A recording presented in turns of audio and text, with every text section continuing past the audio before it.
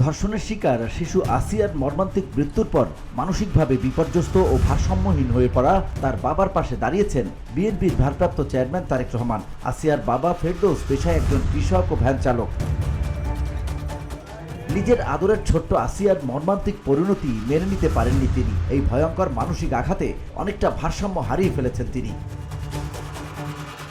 বিষয়টি নজরে আসে বিএনপির ভারপ্রাপ্ত চেয়ারম্যান তারেক রহমানের। তিনি তৎক্ষণাৎ বিএনপির স্বাস্থ্য বিষয়ক সম্পাদক ডক্টর মোহাম্মদ রফিকুল ইসলামকে তার চিকিৎসা করার জন্য প্রয়োজনীয় ব্যবস্থা গ্রহণের নির্দেশ প্রদান করেন।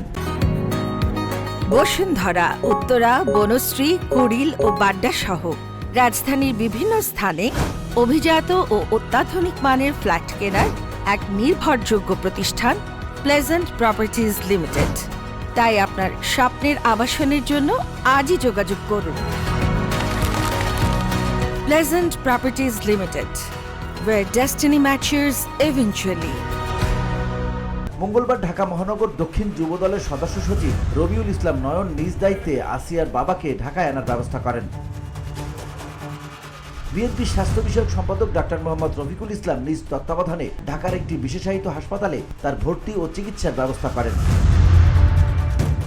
উল্লেখ্য যে আসিয়া গত 5 মার্চ নিজ বোনের শ্বশুর বাড়িতে বেড়াতে গিয়ে ধর্ষণের শিকার হন। পরদিন তার অবস্থার অবনতি হলে তাকে ঢাকা মেডিকেল কলেজ হাসপাতালে নিয়ে আসা হয়। পরবর্তীতে 8 মার্চ তার অবস্থার উন্নতি না হলে তাকে সম্মিলিত সামরিক হাসপাতালে ভর্তি করা হয়। সেখানে 13 মার্চ দুপুরে মারা যান আসিয়া।